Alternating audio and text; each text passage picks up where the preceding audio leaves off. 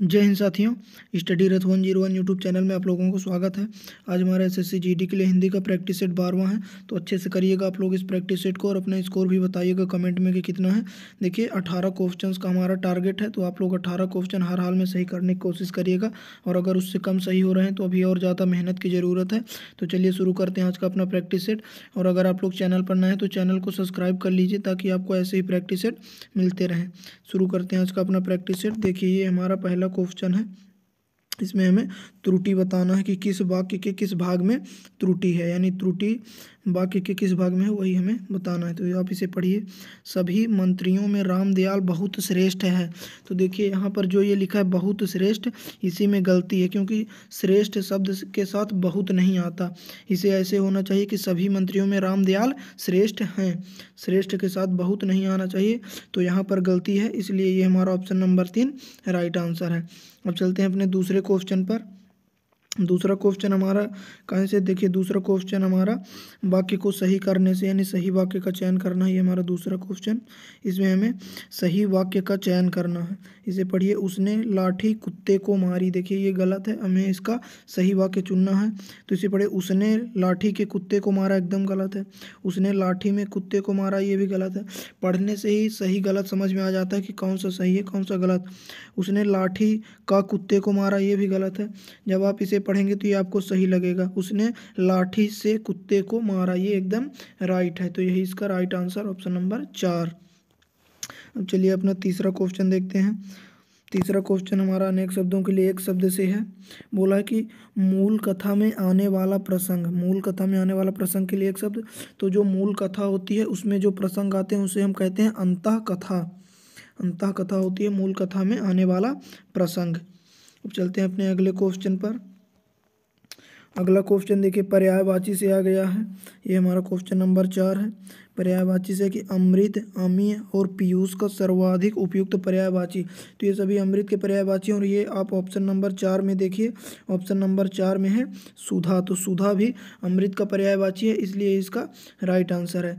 गरल जो है ये विष का पर्यायवाची है और सुरेश, सुरेश जो है इंद्र का पर्यायवाची है और वसुधा ये हमारी धरती माता का पर्यायवाची है। तो इसका राइट आंसर ऑप्शन नंबर 4 है। चलते हैं अपने अगले क्वेश्चन पर। अगला क्वेश्चन देखिए किससे है, तो अगला क्वेश्चन हमारा विलोम से है। अगला क्वेश्चन देखिए विलोम से है। हमें उस विकल्प का चयन करना है जो विलोम शब्द का सबसे अच्छा विकल्प है, यानी दुत्कार का विलोम हमें बताना है। तो दुत्कार क्या होता है, किसी की बेइज्जती कर देना, वही होता है दुत्कार। तो दुत्कार का विलोम हो जाता है स्वागत।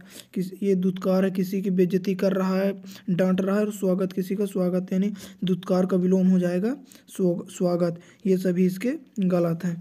चलते हैं अगले क्वेश्चन पर। अगला क्वेश्चन में हमें खाली स्थान भरना है। रिक्त स्थान में उचित शब्द की पूर्ति करिए। यह काम कोई नहीं कर सकता, यहाँ पर खाली स्थान में क्या होगा, राम कोई नहीं कर सकता, गलत है। बैल कोई नहीं कर सकता, गलत है। वे कोई नहीं कर सकता, गलत है। लेकिन जब आप हर ऑप्शन को रख कर पढ़ेंगे, यह काम हर कोई नहीं कर सकता, तो एकदम राइट लगेगा। तो ये ऑप्शन नंबर 4 इसका राइट आंसर है। अब देखते हैं अपना अगला क्वेश्चन क्या है। अगला क्वेश्चन भी हमें विलोम से है कि निम्नलिखित में से कौन सा विलोम युग्म है। जो विलोम युग्म है वही हमें बताना है। देखिए ग्रह और अनुग्रह ये एक दूसरे के विलोम नहीं है।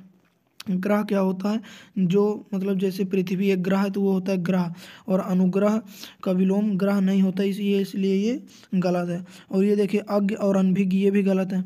भिज्ञ का विलोम होता है अनभिज्ञ और अज्ञ का विलोम होता है विज्ञ, ये भी एक दूसरे के विलोम नहीं है, इसलिए ये भी गलत है। सचेत का विलोम चेतन नहीं होता, ये भी गलत है। सचेत और चेतन एक जैसे शब्द हैं, लेकिन असीम और ससीम एक दूसरे के विलोम है। असीम मतलब जिसकी सीमा निर्धारित ना हो, और ससीम यानी जिसकी सीमा निर्धारित होती है, एक दूसरे के विलोम है, इसलिए यही इसका राइट आंसर है। देखते हैं अपना अगला क्वेश्चन क्या है। अगला क्वेश्चन भी हमारा इसी तरह है। वाक्य का शुद्ध रूप क्या होगा, हमें इसमें वाक्य का शुद्ध रूप बताना है। सीता राम का दर्शन करने आया है। देखिए एकदम पढ़ने से गलत लग रहा है, अब जो सही होगा वही हमें हमारा आंसर होगा। सीता राम के दर्शन करने आई हैं, ये एकदम राइट है। आप इसे पढ़िए। सीता राम का दर्शन करता है, गलत है। सीता राम के दर्शन के लिए आया है, ये भी गलत है, लेकिन ये जो है राइट आंसर है। अब देखते हैं अपना अगला क्वेश्चन क्या है। अगला क्वेश्चन कहाँ से है? तो अगला क्वेश्चन जो दिए गए शब्द का सही समान अर्थ वाला शब्द है, यानी पर्यायवाची से है। समानार्थी शब्द पर्यायवाची ही होते हैं। तो शरीर का हमें पर्यायवाची बताना है। तो शरीर का पर्यायवाची होता है कलेवर। कलेवर जो है ये शरीर का पर्यायवाची है, तो इसलिए ये इसका राइट आंसर है। विटप जो है ये वृक्ष का पर्यायवाची है, विटप। और पद्मा जो है ये शायद लक्ष्मी माता का पर्यायवाची है। और महिला तो आप सब जानते हैं, तो शरीर का पर्यायवाची होता है कलेवर। अब चलते हैं अपने अगले क्वेश्चन पर।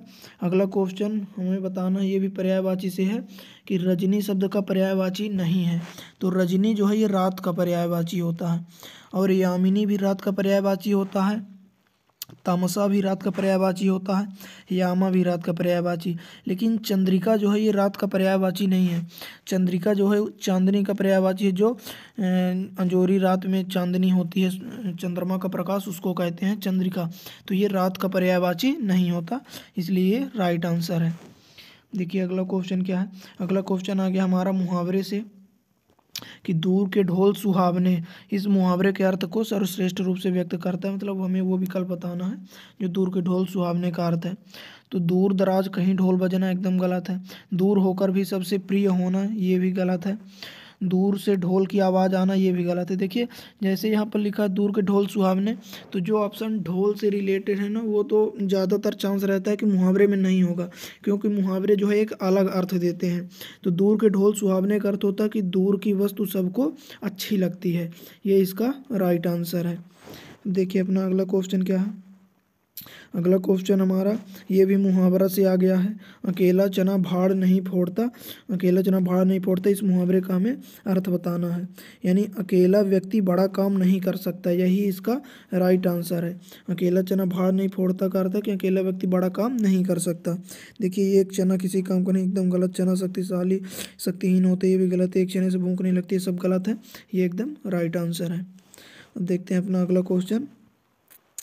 अगला क्वेश्चन है कि तुम यह काम, फिर देखिए केवल करो, ना करो, नहीं करो, मत करो। तो जब हम मत ऑप्शन रखेंगे तो देखिए एकदम पढ़ने से राइट लगेगा। तुम यह काम मत करो, बाकी ये सभी रखने से गलत लगेगा। तो ये इसका राइट आंसर है। अगला क्वेश्चन देख लेते हैं। अगला क्वेश्चन ये है हमारा। अगला क्वेश्चन, वाक्य का शुद्ध रूप चिन्हित कीजिए। हमें वाक्य का शुद्ध रूप चिन्हित करना है। आपका पत्र सधन्यवाद मिला, ये गलत है। पत्र मिला, अब सधन्यवाद मिला ये कैसे है, ये एकदम मतलब ये गलत है। जैसे आपका पत्र धन्यवाद सहित मिला, ये भी गलत है। सधन्यवाद आपका पत्र मिला, ये गलत है। लेकिन ये देखिए ये एकदम राइट है। आपका पत्र मिला धन्यवाद, यानी पत्र मिलने के बाद ये धन्यवाद दे रहा है, तो ये इसका राइट है। और ये सभी गलत हैं। चलते हैं अगले क्वेश्चन पर। अगला क्वेश्चन हमारा वर्तनी से आ गया है। हमें शब्दों में से वर्तनी की दृष्टि से कौन सा शुद्ध है वो बताना, नहीं सही वर्तनी। तो ये देखिए गलत है।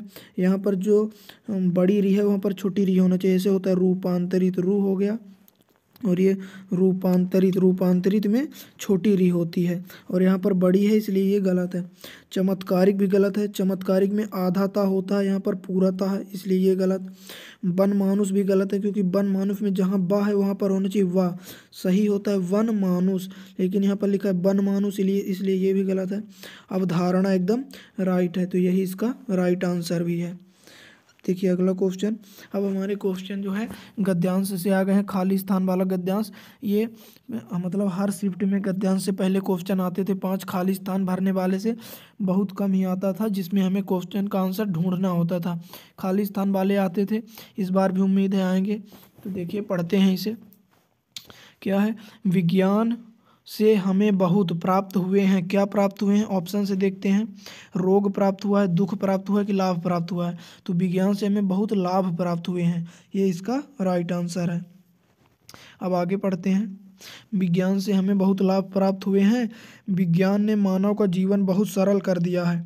एक समय था जब मानव का जीवन बहुत कठिन था, परंतु मानव ने अपने सामने आने वाली कठिनाइयों पर विजय प्राप्त की। फिर क्या है कि मानव ने कष्ट देने वाले से लेकर, तो देखिए क्या कष्ट देने वाले रोगों से लेकर, यहाँ पर होगा रोगों। देखिए आप रोगों रख के पढ़ेंगे आपको सही लगेगा, कि कष्ट देने वाले रोगों से लेकर विश्व के प्रत्येक जीव को विज्ञान के चमत्कार के माध्यम से आगे पढ़िएंगे यहाँ पर, तो ये रोगों इसका राइट आंसर होगा। फिर आगे देखेंगे तो इसमें क्या होगा, यहाँ पर होगा नियंत्रित। अब आप नियंत्रित रखकर इसे पढ़िए। देखिए यहाँ पर तो हो गया रोगों से लेकर विश्व के प्रत्येक जीव को विज्ञान के चमत्कार के माध्यम से नियंत्रित करने का प्रयास किया है, यानी विश्व के प्रत्येक जीव को विज्ञान के चमत्कार के माध्यम से नियंत्रित करने का प्रयास किया है। तो यहाँ पर नियंत्रित इसका राइट आंसर था। अब अगले पर पढ़ते हैं, प्रयास किया। फिर देखिए विज्ञान के माध्यम से ही आज हम टेक्नोलॉजी से जुड़ पाए हैं, जिसका उपयोग हम समाज के किस लिए करते हैं, समाज के विकास के लिए करते हैं कि संगठन स्वरूप नियोजन, तो समाज के विकास के लिए इसका विकास राइट आंसर है। विकास रखकर आप इसे पढ़ेंगे तो एकदम सही लगेगा कि आज हम समाज के विकास और आम जन जीवन को सरल बनाने में करते हैं। आज के दौर में हम जो कुछ भी करते हैं, देखते हैं, सीखते हैं, उससे कहीं ना कहीं विज्ञान का योगदान है, उसमें जो है कहीं ना कहीं विज्ञान का योगदान है। तो ऑप्शन नंबर 5 में जो है विज्ञान आएगा। देखिए ये आ गया विज्ञान, तो ये इसका राइट आंसर था। आज के हमारे 20 क्वेश्चन पूरे होते हैं। तो आज का प्रैक्टिस सेट यहीं पर समाप्त करते हैं। आप लोग कमेंट में अपने कितने प्रश्न सही हुए हैं आंसर बताइएगा। फिर से मिलेंगे अगले वीडियो में, तब तक के लिए धन्यवाद। जय हिंद।